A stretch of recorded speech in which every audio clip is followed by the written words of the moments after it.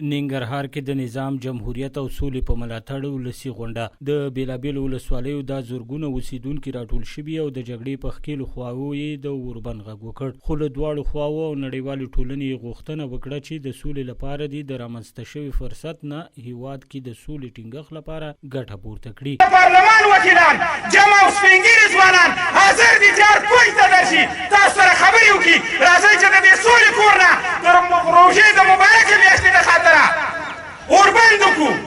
دغه خویندو ټیکري درته مخې ته اچوم، دغه شهیدانو وینې درته مخې ته اچوم. زمونږ شجاع زړور زمریان زمونږ ملي امنیتي ارګانونه هیڅ وخت په دې باندې موږ معامله نشو کولی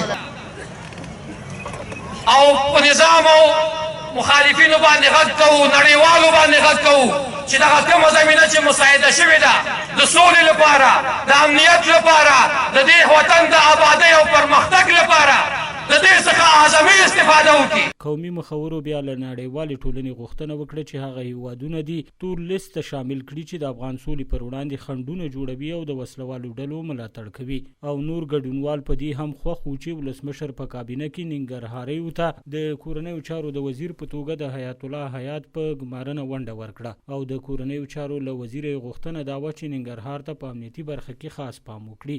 د رئیس جمهور نه په خاصه توګه مننه کومه چې موږ په کابینه کې وزیر نه درلود او موږ ته وزیر راکړه. په نړیوالو مو غږ دی چې څوک په داخل او خارج کې هغه که ډله وي، هغه د سیمې هیوادونه وي یا نور وي، په افغانستان کې ډلې ټپلې حمایه کوي، د افغانستان جنگ حمایه کوي، هغه دې په تور لیست کې شامل کړي او د هغې د لاسوهنې مخنیوی دې وکړي. د کورنیو چارو وزیر بیا د پولیسو په لیکو کې د اصلاحاتو راوستو ژمنه وکړه او ډاډ یې ورکړ چې د سولې په پروسه کې به د بهرنیو په مداخلو او غوښتنو هیواد بیرته شاتګ ته پرېنږدي. او د ننګرهار والي د حکومت په استازیتوب ویل چې حکومت سولې ته ژمنتیا لري او په نظام یې د هر ډول معاملې نه کېدو ډاډ هم ورکړ. موږ نه غواړو افغانستان بیا د سیمې د استخباراتو لاسته ولویږي. موږ نه غواړو هغه څوک چې موږ ورته اسلام ښودلی هغه راشي ماته اسلام وښایي.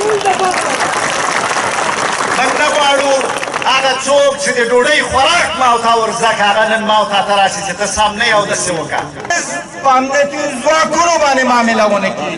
نظام مو تر څنګ ولاړ ده، نظام مو سوله غواړي، رئیس جمهور مو سوله غواړي، په ټوله کې رهبري د نظام سوله غواړي. هیله مند یم د سولې غږ په درک کېدو کې د نظام تر څنګ ودرېږئ. د سولې او اوربند دا غوښتنه داسې مهال ده چې دواړه خواوې افغان حکومت او طالب استازي سره د سولې خبرو لپاره په یو نه همادیزه پرېکړه لیک موافقې ته رسېدلي او ویل کېږي چې روانې اونۍ په اوږدو کې به د ترکیې په استانبول کې د دواړو خواو ترمنځ مخامخ خبرې هم پیل شي.